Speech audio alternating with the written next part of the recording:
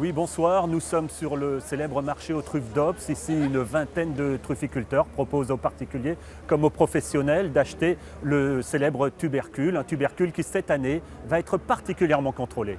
Sur tous les marchés de la région PACA, il y aura des inspecteurs, tous les marchés seront contrôlés plusieurs fois, des contrôles inopinés et pour qu'on ait l'authenticité, la qualité et l'authenticité de la truffe, de l'espèce de la truffe et qui sera contrôlée par des laboratoires qui sont agréés.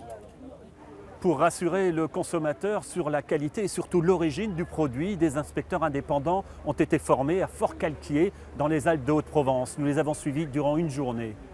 Là, celle-là, elle est vachement lisse et là, elle est beaucoup rugueuse. Et là, rien que le grain, on le voit, le grain.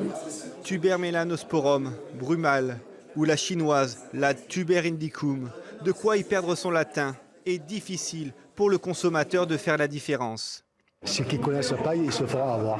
Voilà. Ceux qui ne connaissent pas, malheureusement, voilà. C'est pour ça qu'on demande beaucoup de contrôle, parce que voilà. Parce que le champignon, là, rien qu'au odeur, on sent le champignon, et là, on sent carrément le parfum de la mélano. On voit la différence. La truffe chinoise est suspectée d'être vendue sur les marchés en se faisant passer pour une truffe noire. Le consommateur achète alors 1 000 € le kilo, un champignon qui en vaut près de 10 fois moins. C'est un problème pour nous parce que la qualité n'est pas la même, le prix n'est pas le même. Elle vient d'un endroit quand même qui la chinoise, elle pousse comme de la pomme de terre en Chine. Mélangée aux autres truffes, elle absorbe leur odeur et peut donc être trompeuse, même pour un nez averti. Ces trufficulteurs sont venus de toute la région pour apprendre à bien la différencier et détecter la moindre tricherie. Sur cette zone-là, le péridium, la surface a été abrasée. Alors que dans le creux, on voit bien que les écailles, les verrues, sont pointues. Une formation qui va permettre à la Fédération des trufficulteurs de se protéger en se dotant d'un label qualité. Pour trouver cette fameuse truffe varoise, à chacun sa méthode. Nous sommes allés à la rencontre d'un sourcier qui se base sur les mathématiques et sur les ondes telluriques pour décrypter la nature.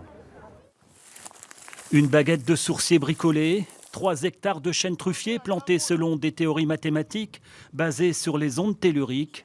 Bienvenue dans le laboratoire à ciel ouvert de ce trufficulteur aux méthodes pour le moins originales. Cet arbre-là, il faudra que je le fasse tourner vers le nord.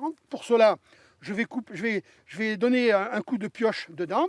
Je vais couper quelques branches et je vais le remettre sur le nord magnétique. Voilà. Voilà, ça c'est le secret. Dans ce petit monde d'initiés, les secrets sont légion. Alors cet autodidacte les étudie tous jusqu'à élaborer sa propre formule. Alors voilà comment je fais. Je pars est-ouest. Je demande la ligne magnétique nord-sud. Voilà. OK. Après, donc il y a une ligne magnétique qui est là. Je cherche la ligne électrique est-ouest. Voilà. Et c'est au croisement de l'arbre, c'est là que je vais planter mon arbre. Sa méthode ne permet pas de trouver directement une truffe, mais simplement d'optimiser les chances d'en trouver une. Si je prends l'amandier qui est ici, est-ce que cet arbre est truffier? Ça tourne à gauche. Ça veut dire que c'est non. Voilà, c'est simple. Les résultats sont spectaculaires. Même si la nature en la matière n'est pas toujours une science exacte, il faut bien avouer que ce savant mélange de botanique, de sorcellerie et de bon sens a permis de trouver en très peu de temps et sous nos yeux ébahis de nombreuses et très belles truffes. C'est bien mon cher. Alors, Benjamin, qu'est-ce que tu vas faire là? Alors moi je pense que déjà, on Quoi? a 2 belles Non, mais ça, non, mais c'est pas moi. Si, ça c'est l'huile d'olive Oh, de la voilà. maison. Oui, je sais. De la maison. Et en plus, Cette année, on aura fait une tonne d'huile d'olive.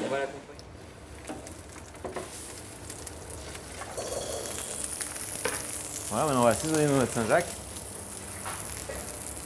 avec un peu de fleur de sel de Camargue.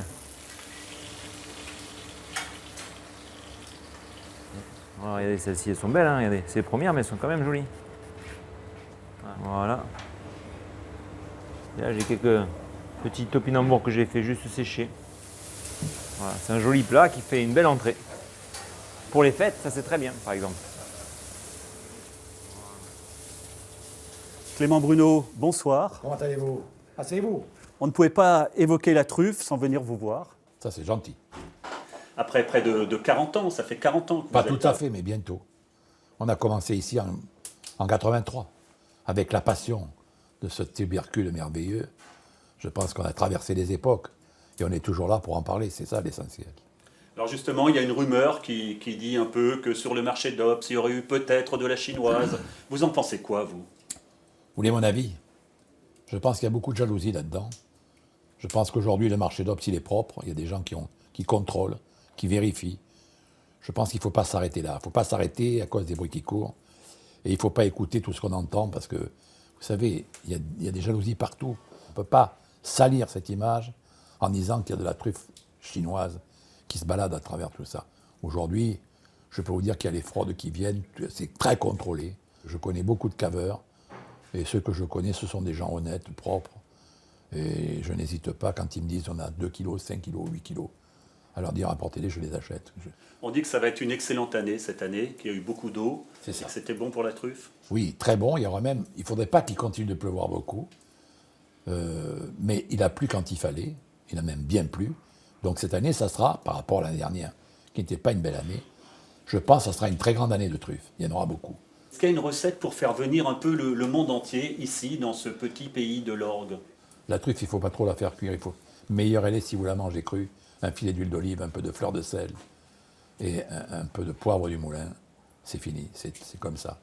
La truffe, c'est le mariage du prince et de la bergère. Vous comprenez? Ce n'est pas la cerise sur le gâteau. Et c'est votre recette? Ma recette, c'est la simplicité. Restons simples parce que le produit, il est beau. Il ne faut pas le tripoter ni le trafiquer. Il faut lui laisser son identité et il faut le faire découvrir avec son identité. Merci beaucoup, Bruno Clément. Je vous en prie. C'est une truffe qui est arrivée, qui n'est pas à maturité, mais c'est normal, c'est parce qu'on est avant la Noël. Il va encore falloir attendre un bon mois pour que la truffe atteigne sa pleine maturité. Mais cette année, la quantité et la qualité sont au rendez-vous avec pour principale conséquence un prix qui sur le marché d'Ops ne devrait pas dépasser les 1 000 €. On s'attend à une fourchette entre 500 et 1 000 € aux alentours de Noël.